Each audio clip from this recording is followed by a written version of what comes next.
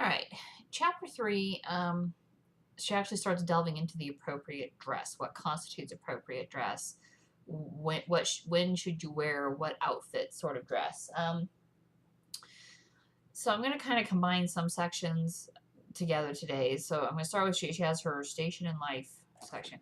Station and life section, occasion and seasonal dresses. So I'm going to kind of combine those just because a lot of it is anecdotal stories, which is fine. People learn through anecdotes, but it still needs to be kind of uh, brought up to date for 2018. The anecdotes are just not going to be the same for over a 100-year span. So she does start out talking about station in life, right? So, and she references like Europe, and Europe has royalty. Um, but we really don't have royalty here, not that way. We have celebrity is probably the closest we get to having a royalty. And you'll notice that that very much has an impact, all right? And if you think it doesn't, then you've never seen like the Style magazine do their, best dressed spiels from the red carpets, and that's why you have the paparazzi out chasing, movie stars and seeing what they're wearing and hoping to catch them in embarrassing outfits. Um, so it's kind of always dress appropriately for your station in life, and if you're somebody who's very much in the public eye, then that is going to influence how you dress every day. It can't not, because again, the country is so judgmental. So going back to chapter one, know yourself and then dress for yourself, but dress appropriately for yourself. Um, and she talks about how, don't dress outside of what you can afford. I don't want to say station in life because that is so much dictated by your own personality. And I'm solidly middle class, white bread America. But I usually dress like an utter slob because for me that's comfortable.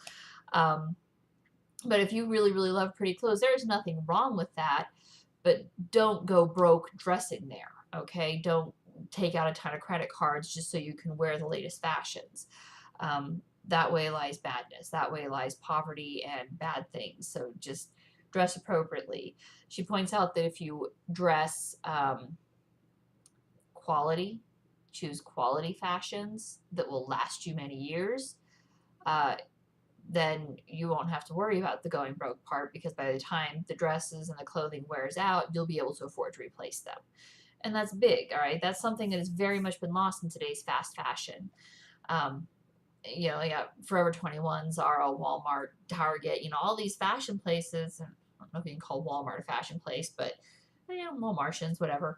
But they all have um, a wardrobes that change like that, like that, like that. And like every month they're getting new clothes in, and it's the new fashion, the new fashion. Here's an email. Look, this is on sale now.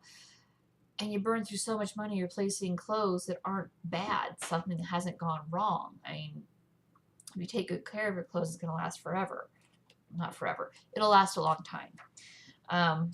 Forever in dog years, I guess. And then she talks about knowing how to dress correctly for an occasion, and that occasion could be anything. It might be for a wedding. It might be for a job interview. I've heard stories of people showing up for a job interview wearing a Harry Potter sweater, which is totally fine if you're applying for a job interview with like a convention, like a con, like a Comic-Con type thing. But if it's a professional work environment, that's not an appropriate dress, all right? Find some other way to be you that isn't going to alienate a potential employer, okay? Maybe that means, okay, I'm Slytherin house, I'm not going to wear a Slytherin sweater, but I'll wear green. I'll wear green and black and represent in that way. There's nothing wrong with that. It still looks professional, but it's not going to alienate them by going, okay, why is she dressing like a child for a professional office environment? So there's occasion, there's knowing how to dress for your occasion, okay? And if you take that seriously, if you dress appropriately, I think the best example of that recently in pop culture was the marvelous Mrs. Maisel. She dresses up really fancy to meet her lawyer, and the lawyer kind of mocks her for it, and okay, that's fine, but then he tells her wear it to court, all right? So, yeah, you don't have to necessarily dress up to meet with your lawyer, but to go to court, absolutely, you should dress up and put on a good face for the judge, all right?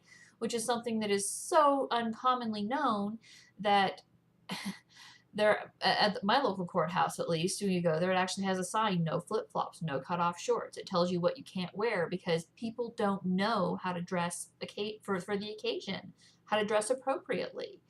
Um, and the only real downside she saw to this is that she being the, of course, Mary Brooks Pickens from 1918, is that any attempts to remedy this and teach classes on how to dress invariably led towards uniforms, and not just like a uniformity of dress, but actual uniforms. And that also is a no-win because we're not uniform. Each person is individual. Each person wants to stand alone and be recognized as an individual, and you can't do that when you're wearing a uniform. So know who you are, dress for yourself. Yes, dress for appropriate to fit you, what's comfortable for you, what looks good on you, but dress for the occasion as well. Don't dress in essentially a costume if it's a work environment.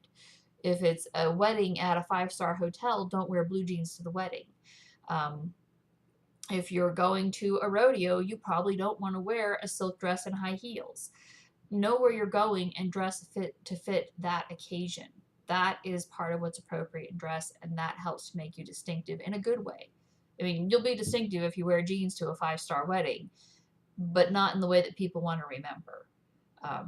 Not in the way you want to be remembered. So we'll leave it at there. I'll go into seasonal dress like next time. But yeah, dress appropriately, dress for the occasion. All right, know where you're going and who's going to be there, and well, who's going to be there is less important to me, but I don't know, maybe it's more important to you. I don't know. I'm stumbling, so I'm going to stop.